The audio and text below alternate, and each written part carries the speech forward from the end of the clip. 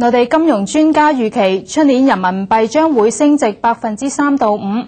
本澳經濟學者劉本立就預計，出年未來1、2年，本澳嘅消費物價將會持續上升。而百貨辦館業就預計，糧油食品價格將會持續上升，至少超過1成。李麗常報導。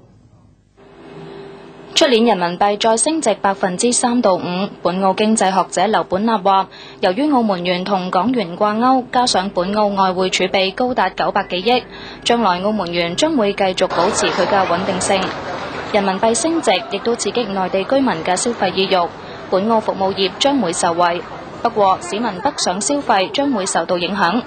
劉本立話，消費物價將會持續上升，到08年底預期升超過6%。意味住貧富差距繼續拉大，要關注到呢一啲低收入嘅即係話，譬如佢個收入比較低嘅仍然係一班即係低收入嘅人士啦，同埋家庭啦。咁我相信嚟講，政府最近都要多做啲功夫啦。咁亦都打算準備係將嗰個有關嘅一個即係有關嗰個金額啊，即係嗰個社會保障啊或者係補助嘅金額調升啦。百貨辦館業商會話，今年糧油食品類價格累積升幅達2成。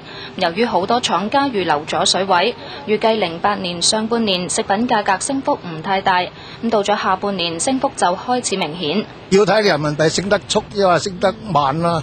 如果佢係唔升咁咪根據來價啦。我哋主要都係跟入口嘅貨價啫。商會話，由於零售商今年加價幅度比往年都要高，現時食品價格開始慢慢喘定。不過預期明年食品價格最少都會升超過1成。澳門電視台記